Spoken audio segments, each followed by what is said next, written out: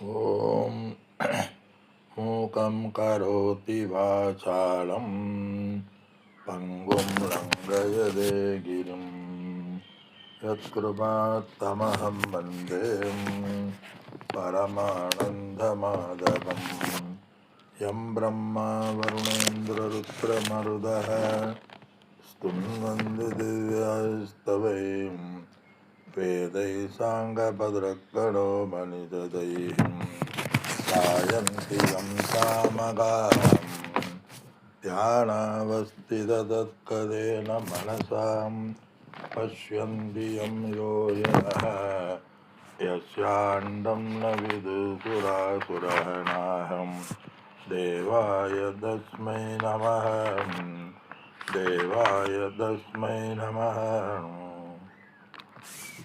ஹரிவோம். அனைவருக்கும் உடைய வணக்கங்கள். ராமானந்த மகாராஜுக்கு நமஸ்காரம். பகவத்கீதையினுடைய 13வது அத்தியாயமான சேத்ரஜ்ஞ யோகத்தை நாம் பார்த்தோம். இதில் பகவான் தற்பொழுது கூறுகின்ற பண்பு ஞானம் என்ற தலைப்பில் இதில் 22 பண்புகளை பகவான் கூறுகின்றார். 7வது ஸ்லோகத்திலிருந்து 11வது ஸ்லோகம் வரை நாம் பார்த்தோம். இறுதியாக நாம் பார்த்த பண்பு 19வது பண்பு ஜனசம்சதி. ஜனசம்சதி என்றால் அறிவில்லாதவர்களிடம், சிறியோரான ஒழுக்கம் இல்லாதவர்களிடம் அல்லது சாமானிய ஜனங்களினுடைய கூட்டம் என்று இதுக்கு பெயரா. அதிலிருந்து நாம் விலகி இருத்தல்.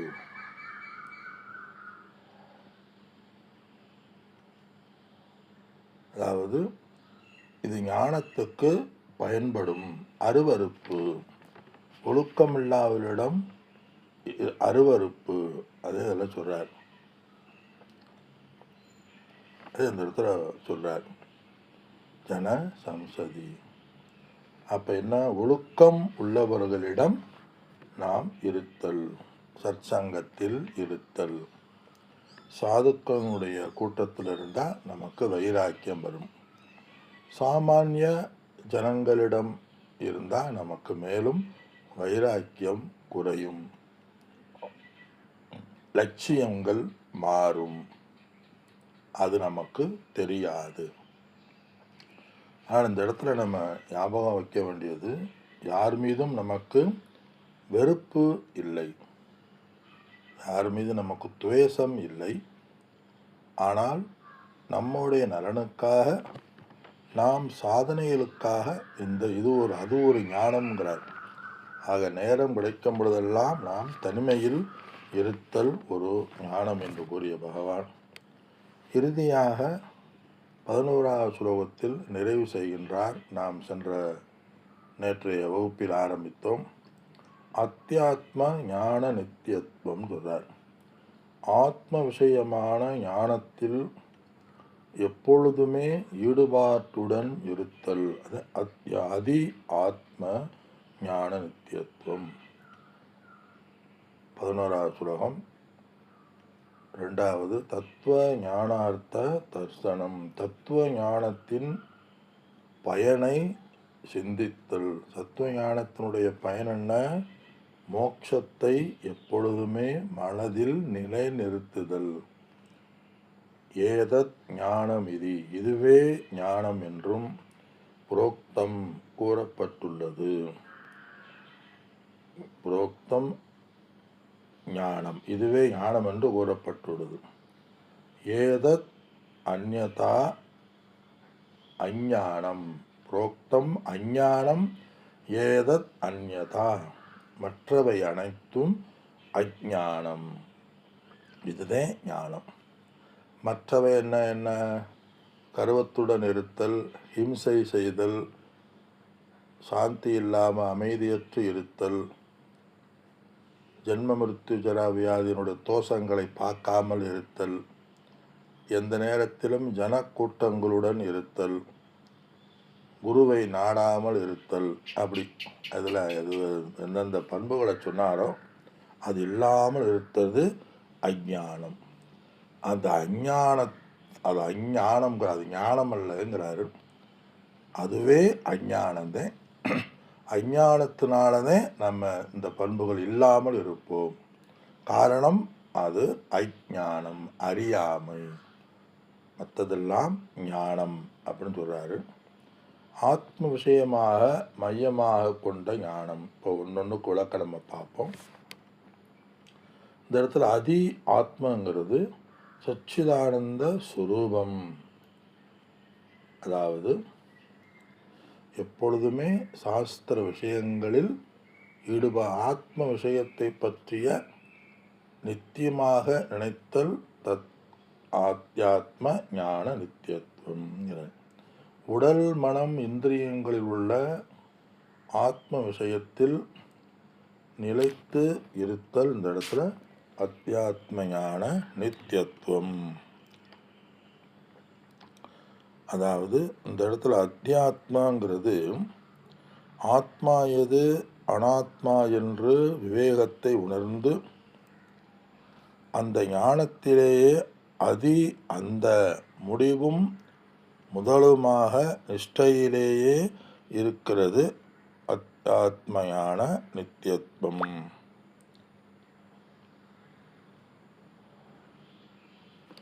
அந்த ஒரு சொல்றார், அவசியம் அந்த ஞான நிஷ்டையனே அவன் இருக்க வேண்டும் சொல்றார்.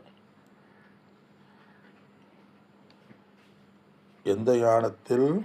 சாஸ்திர சிரவண மனன நிதித்தியாசனத்திலேயே ஒருவன் ஈடுபட்டு இருக்க வேண்டும்.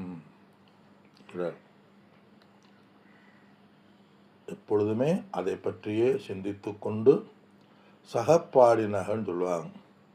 அதை பற்றியே மற்றவர்களிடம் பேசிக்கொண்டு, அதை பற்றியே கேட்டுக்கொண்டு, அதை பற்றியே உபதேசத்தை செய்து கொண்டும் அதிலேயே நினைத்து இருப்பவன் அது அத்தியாத்ம ஞான நித்தியத்துவம். ஆத்மாவுடைய இயல்பிலேயே ஆத்மஸ்வரூப நிஷ்டையிலேயேன்னு சொல்கிறா. அதில் சாஸ்திரம் படிச்சுக்கிட்டே இருக்கிறது, வேற ஒன்றும் இல்லை. அதே மகா வாக்கிய விசாரம், ததுத்வமசி, அகம் பிரம்மாஸ்மி முதலிய ஞானத்திலேயே இருத்தல் அந்த இடத்துல சொல்கிறார்.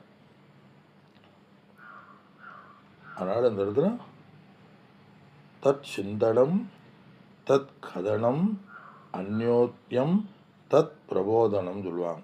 அதை பற்றியே நினைத்தல், அதை பற்றியே பேசுதல், அதை பற்றியே இருத்தல் சொல்றார்.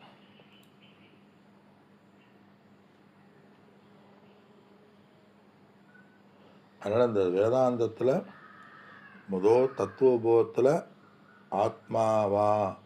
ஆத்மா என்றால் என்ன என்று ஆரம்பித்து பிரம்மசூத்திரம் கடைசி வர அந்த ஆத்மாவிலே தான் இருக்கும். மீண்டும் மீண்டும் அதை பற்றியே பேசிக்கொண்டிருக்கும், அதை பற்றி பலனையும் பேசிக்கொண்டிருக்கும். இதை நாம் தொடர்ந்து கேட்பதால் நம்முடைய மனதிலும் ஒரு தெளிவானது வரும், நம்முடைய மனதிலும் ஞானத்தினுடைய பலனானது வரும். அதனால் பல நூல் இருக்கு, அதிலேயே நாம் சதா ஈடுபட முடியும். அதனால் கேட்ட விஷயங்களையே இந்த இடத்துல கேட்க அது என்ன வரும்? கேட்க சிறிதாக தெளிவாகின்றது. அதை இந்த சொல்றார். அதற்கு அமானித்துவம் அதம்பத்துவம் முகிற அந்தரங்க சாதனம். அமானித்துவம் ஞானத்தில் உறுதி அளிக்கிறது, ஞானத்தினுடைய பலனை கொடுக்கிறது. ஞானத்தினுடைய பலன் என்ன? மோட்சத்தை இது கொடுக்கின்றது. இது அந்தரங்க சாதனை. ஞானத்துக்கு பகிரங்க சாதன அமானித்துவ முதலியன. ஞானத்துக்கு அந்தரங்க சாதனை சாஸ்திர சிரவண மனன நிதித்தியாசனம். எதுக்கு? மோட்ச ஆசையை சதான என்ன? மோட்சத்தில் ஆசையை உறுதியாக கொள்ள வேண்டும். ஏன் இதில் உறுதியாக கொள்ள வேண்டும் என்றாலும், மற்ற நம்முடைய செயல்கள், நம்முடைய சக்தி, நம்முடைய நேரம் மற்றவற்றில் விரயமாகிவிடக்கூடாது. மற்ற சிந்தனைகளில் சில விரயமாகிவிடக்கூடாது. அதனால தான் இந்த சொல்கிறார், அத்தியாத்மையான வேதாந்த சாஸ்திரத்தை நினைத்தல். ஏன்? அந்த ஞான அமானித்துவ முதலிய குணங்கள் இருக்கும் பொழுது என்ன கிடைக்கிறது? அடுத்த பண்பு தத்துவ ஞானார்த்த தரிசனமானது இதில் கிடைக்கின்றது. நான் அபூர்ணன், நான் நிறைவு இல்லாதவன் என்ற நிலை மாறி நான் பூர்ணன், நான் நிறைவானவன் என்ற ஞானம் முடிவடைகின்றது என்றது இதில் வருகின்றது. அதனால் இதில் தத்துவ ஞானார்த்த தரிசனம் சொல்றார். அகம் பிரம்மாஸ்மி, தத்துவமசி வேதாந்த வாக்கியத்துக்கு காரணமாக உடையதும் இந்த அமானித்துவம் முதலிய குணங்களுடன் நான் பிரம்மரூபன் என்ற ஒரு சாட்சாத்காரத்தை இது கொடுக்கின்றது. அதெல்லாம் சொல்றார். தத்துவ ஞானார்த்த தரிசனம்.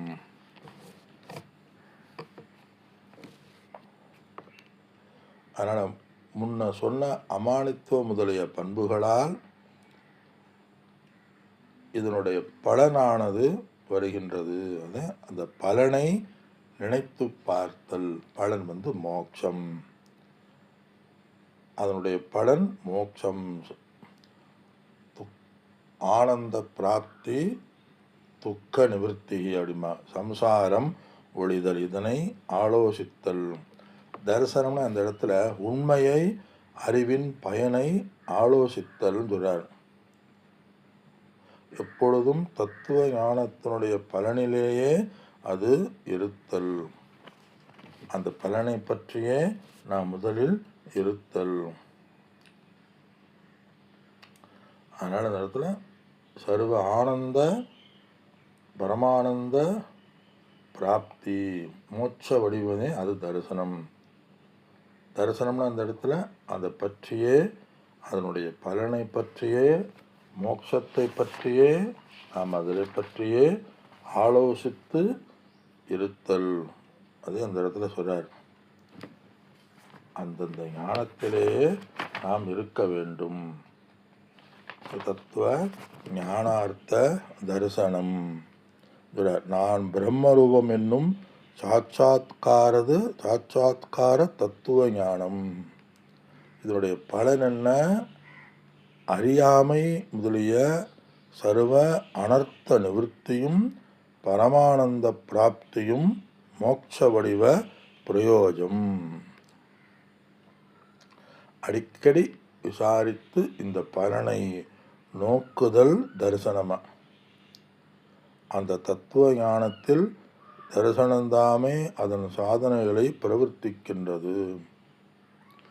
ஏன் இதில் சொல்கிறாரு அப்படின்னு சொன்னால், இந்த தத்துவ ஞானத்தினுடைய அல்லது வேதாந்த சாஸ்திரத்தினுடைய பலனை நாம் எந்த அளவுக்கு சிந்திக்கின்றோமோ அந்த அளவுக்கு நம் அமானித்துவ முதலிய குணங்களிலும் சாஸ்திர விசாரங்களிலும் நம்மை தூண்டுகின்றது.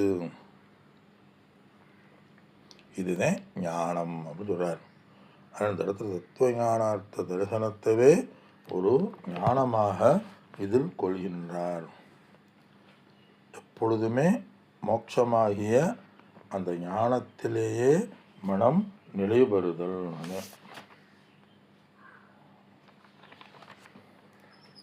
ஏதத் இரண்டாவது வரி நம்ம வந்துட்டோம். ஏதத் ஞானமிதி புரோக்தம். இதுவே ஞானம். மற்றதெல்லாம் அஞ்ஞானம் என்றும். மற்றதெல்லாம் அஞ்ஞானம்ங்கிறது என்ன? மானித்துவம், தற்பெருமை கூறுதல், தம்பித்துவம், இம்சை, அசாந்தி, ஆர்ஜவம், ஆன்ம ஞானத்துக்கு விரோதிகளானது தம்பம் அடித்தல், இதெல்லாம் அஞ்ஞானம். இதெல்லாம் என்னது? அஞ்ஞானம் என்று பகவான் இதிலேயே அஞ்ஞானம் என்றும் கூறுகின்றார். ஞானம் நேயம். எதை பற்றிய ஞானம்? அந்த ஆத்மாவை பற்றிய நான் பூர்ணமானவன், நான் நிறைவானவன் என்ற ஞானம். அகம் பிரம்மாஸ்மி தத்துவமசி முதலிய வேதாந்த வாக்கியத்தை காரணமாக உடைய இந்த குணங்களுடன் ஆத்ம ஞானத்தில் நிலைத்து இருத்தல். மற்றதெல்லாம் ஞானமல்ல, அஞ்ஞானம். அமானித்துவம் முதலிய 22 பண்புகளை இதில் கூறி நிறைவு செய்கின்றார். அடுத்து அமானித்துவம் முதலிய ஞானம் என்றும் கூறிய பகவான், இது எதற்கு? இந்த அமானித்துவத்தினால எதை அறிவதற்காக, எதை அடைவதற்காக இந்த பண்புகள்னு அர்ஜுனனுக்கு சந்தேகம் வரும். இந்த அமானித்துவம் முதலிய குணங்கள் எதை அடைவதற்காக, எதை அறிவதற்காக இந்த பண்புகள் அப்படிங்கிறத ஸ்லோகம் 12 கூறுகின்றார். தத்துவ ஞானார்த்த தரிசனம்ங்கிறது என்ன? ஆத்ம ஞான அத்தியாத்ம ஞான தரிசனம்ங்கிறது என்ன? மேற்கூறிய பண்புகளை கடைபிடிப்பதால் எதை அறிவதற்காக, எதை உணர்வதற்காக, எந்த பலனை, எதை நாம் நினைக்க வேண்டும் என்ற அந்த தத்துவத்தை பகவான் அடுத்த ஸ்லோகத்தில் கூறுகின்றார். அர்ஜுனனுக்கு மீண்டும் தன்னுடைய லட்சியங்களை, எதற்காக இந்த அமானித்துவ முதலிய பண்புகளை கூறுகின்றேன் என்று பகவான் இதில் கூறுகின்றார். மீண்டும் நாம் சேத்திரஜனுக்கு நாம் வருகின்றோம். 12வது ஸ்லோகம். ஞேயம் என்றால் என்ன என்பதற்கு பதில். அர்ஜுனுடைய கேள்வி, ஞேயம் என்றால் என்ன?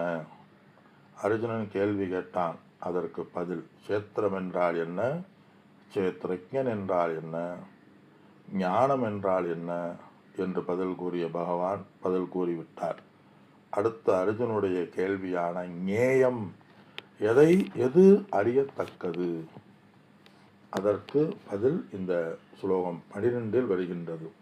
ஞேயம் எத்தத் பிரவக்ஷ்யாமி, ஞேயம் எத்தத் பிரவக்ஷ்யாமி, யஜ்ஞாத்வா மிருதமஸ்னுதேம், யஜ்ஞாத்வா மிருதமஸ்னுதேம், அநாதி மத்பரம் பிரம்ம, அநாதி மத்பரம் பிரம்ம, அசத்தனாது உச்சதே, அசத்தனானு உச்சதே. இந்த ஸ்லோகத்தினுடைய அர்த்தம்,